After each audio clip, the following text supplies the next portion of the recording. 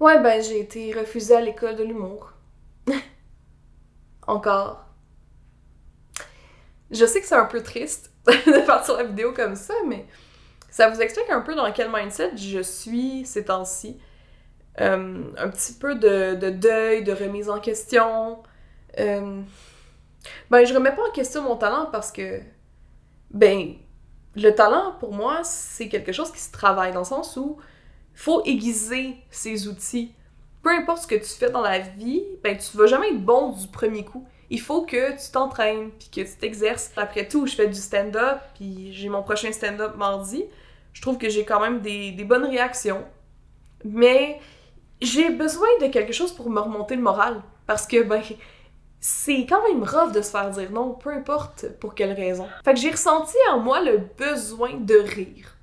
C'est peut-être ironique, mais pour moi, mon mécanisme de défense, c'est vraiment de rire. Et quoi de mieux qu'une bonne comédie d'horreur? Et oui, ça peut sembler contre-intuitif, mais l'horreur et la comédie font très bon ménage. Si l'horreur, ça build up ton adrénaline, ça te stresse beaucoup, l'humour est là pour relâcher un peu ce sentiment-là un peu oppressif que peut créer certains films. D'ailleurs, moi, mon film préféré, ça reste Scream, pis c'est une comédie d'horreur.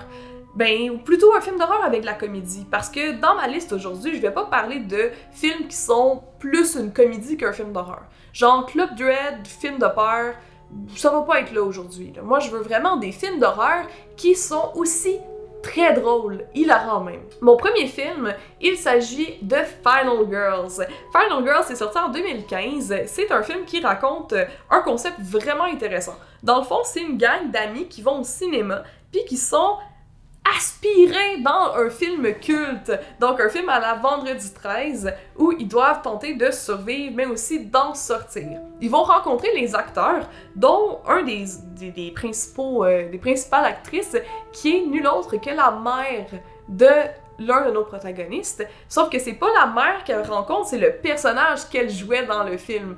Mais on a étonnamment beaucoup de côté sentimental puis de moments vraiment émotionnels, vraiment poignants dans ce film-là qui a l'air un peu niaiseux en surface. Même si, bon, au niveau des enjeux, les personnages peuvent pas mourir puisqu'ils sont dans un film, puis que le film il recommence à toutes les 1h30 de toute façon, il y a l'enjeu de vouloir sortir puis vivre sa vie, puis ça, ben, ça peut devenir assez compliqué. On a des petits effluves, des petits effluves de science-fiction, si vous pouvez vous en douter, j'imagine. Vraiment des visuels cool, je le recommande, très drôle. Villains, ça c'est un film que j'ai regardé cette semaine justement pour me remonter le moral. Je suis allée complètement à l'aveugle, je savais que c'était une dark comedy, donc une comédie avec de l'humour noir, mais je m'attendais pas à ce que ce soit autant un film d'horreur que ça. Puis vraiment, ça m'a aidé parce que il est hilarant, sérieusement.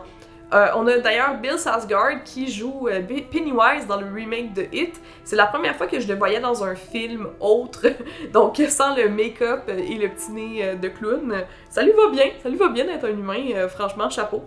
Bref, on a deux cambrioleurs qui, ben, dans leur fuite, ils se ramassent qu'ils n'ont plus d'essence, fait qu'ils sont obligés, en tout cas, bear with me, ils vont rentrer dans une maison par infraction, puis là, ils se rendent compte que dans le sous-sol, où ils pensaient trouver de l'essence, ben, en fait, il y a une petite fille enchaînée.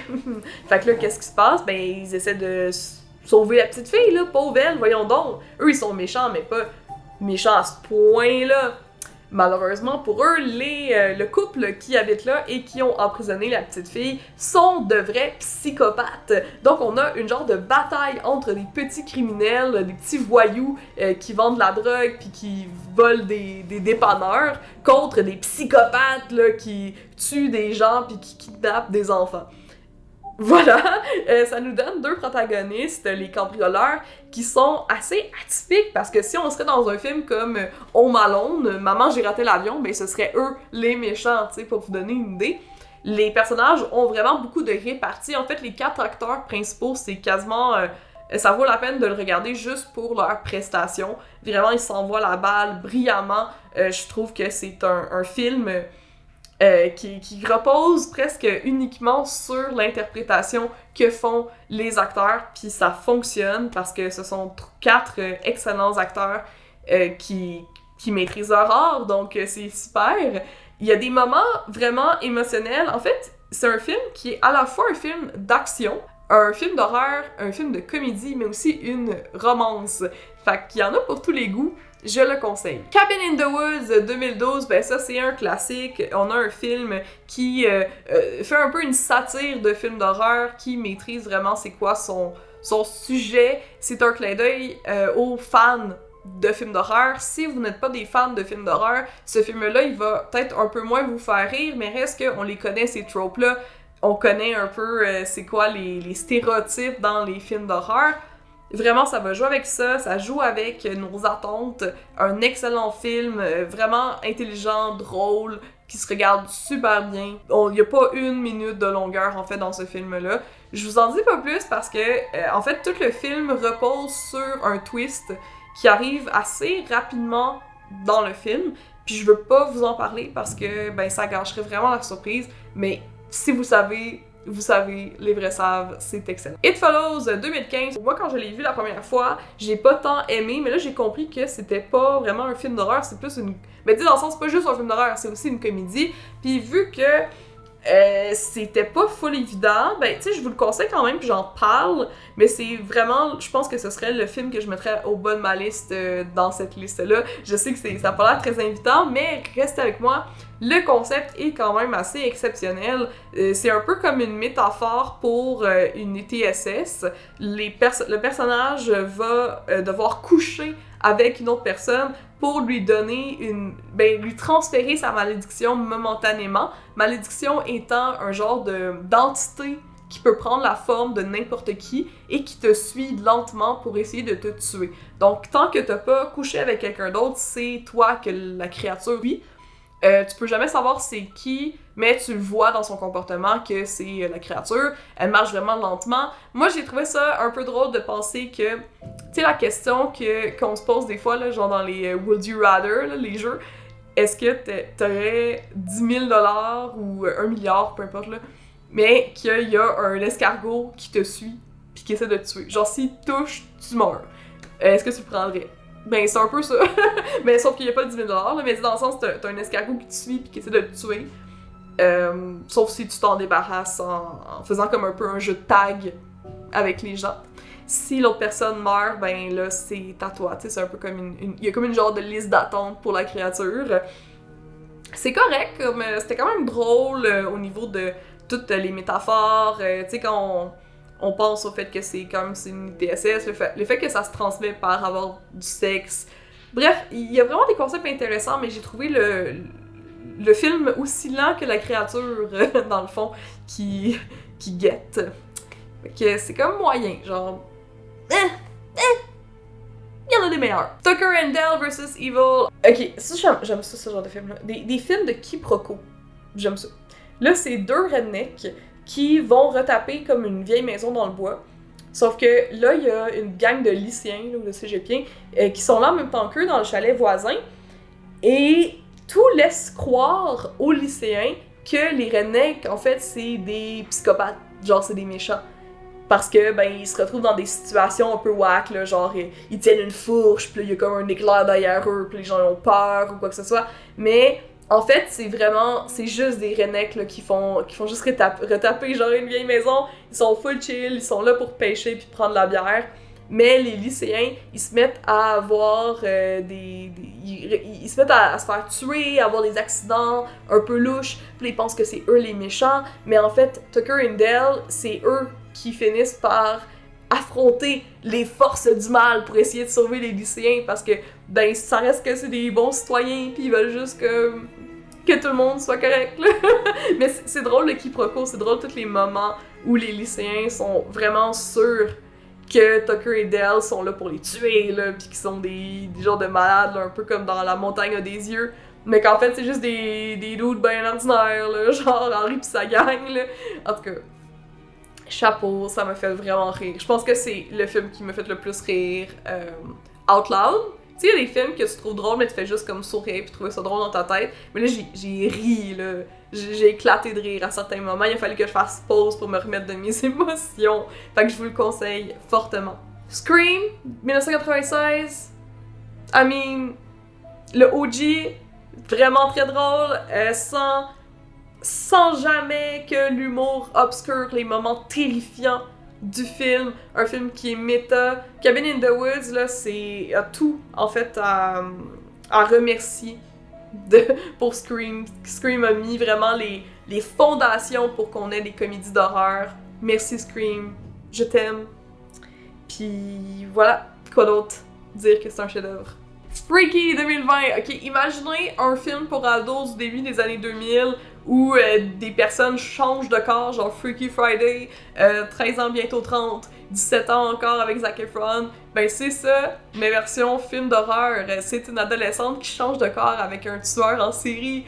C'est hilarant parce que là, t'as le genre de gros tueur, style Michael Myers, qui est dans le fond une petite adolescente qui est comme « Oh non, qu'est-ce qui se passe? Oh non, il faut arrêter le méchant! » Pis tout ça.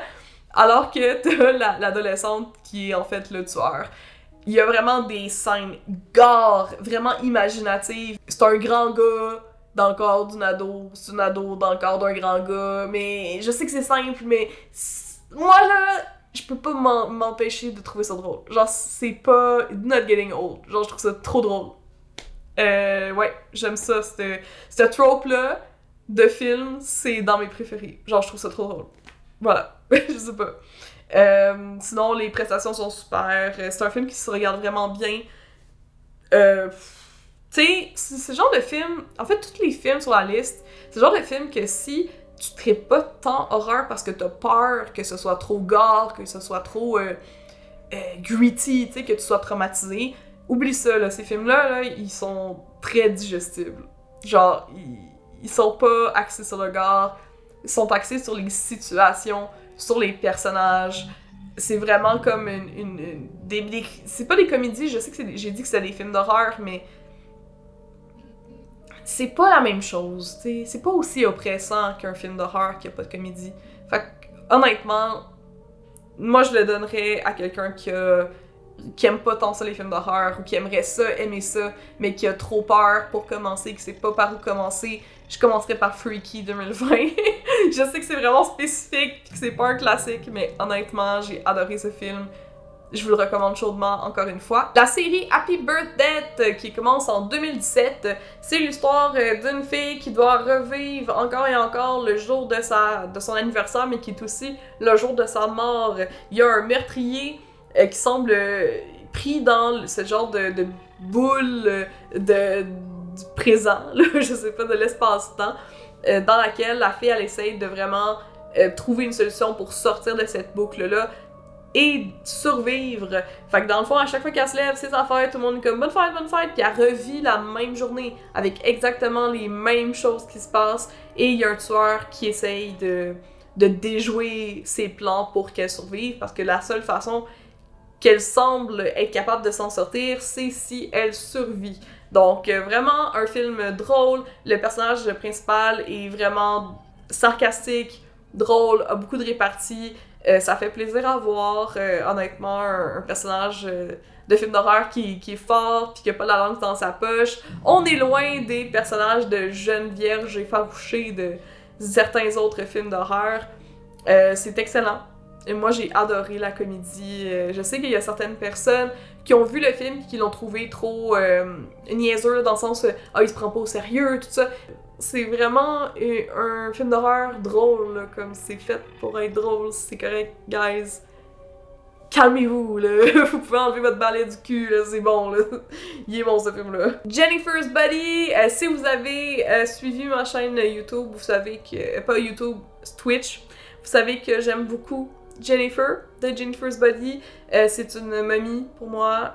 Moi, je l'aime beaucoup, je la trouve hot. J'adore Megan Fox. Je pense que c'est le magnum opus de Megan Fox. Qu'est-ce qui est poche, c'est que ce film-là, à l'origine, il a été vraiment mal publicisé. Genre, il mettait beaucoup l'accent sur le fait que Megan Fox était sexy, puis qu'elle allait avoir genre des baisers entre elle et Amanda Seyfried, whatever son nom.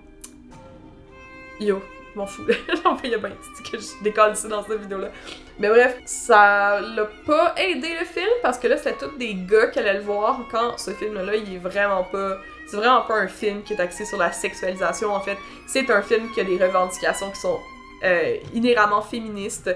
En fait, ce film-là, il est hilarant quand t'es la démographie pour, là. C'est un peu comme Mean Girls, là, ce film-là. Il faut que tu sois comme un peu woke là, pour l'aimer, là, tu sais. Bref, j'ai adoré ce film. L'allégorie un peu à l'agression sexuelle que subit Jennifer, mais en fait qu'elle se transforme en genre de démon, tu sais, qu'elle en souffre. C'est vraiment un film où notre conflit vraiment est axé sur les relations entre deux femmes qui sont amies, mais que c'est une amitié qui est toxique, qui est vraiment... En fait, c'est notre premier film d'horreur que j'ai vu. Le tueur, si on veut, c'est une femme qui se sert de ses atouts pour séduire, mais pour tuer, et qui tu sais, qu'il n'y a aucune once de faiblesse, tu sais. C'est pas les hommes qui vont régler la situation, c'est les femmes, c'est Amanda. Honnêtement, là, regardez-le encore. Si vous l'avez vu il y a genre 10 ans, pis vous êtes comme, il me semble qu'il est ordinaire, ce film-là. Non, regarde-le encore. Il est bon, ce film-là. Il est bon, il devrait avoir plus d'attention. Il devrait, tu sais quoi? Il devrait sortir encore une fois dans les cinémas, pis ça serait vraiment nice. Comme, je pense que c'est le temps pour ce film-là. C'était pas le temps il y a 10 ans, avec Transformers pis tout ça. Là, c'est le temps. Attends, il y a 10 ans? Hey, il y a comme 13 ans. 13 ans, ce film-là. Le temps passe vite. Fait que c'est ça. Ouais, c'est ça. C'était sur ma liste de films qui sont des films d'horreur et des comédies. Je suis contente que vous avez été là. Jusqu'au bout. C'est sûr que si vous voulez me faire plaisir. Puis ça peut être parce que je fais pitié, moi ça me dérange pas.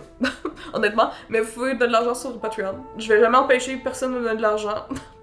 Puis sinon je stream. Je stream tous les dimanches, les lundis. Et des fois le mardi. Puis des fois d'autres jours. Comme mettons la semaine qui vient de passer, j'ai streamé comme plein de jours, là, comme que j'étais pas censée.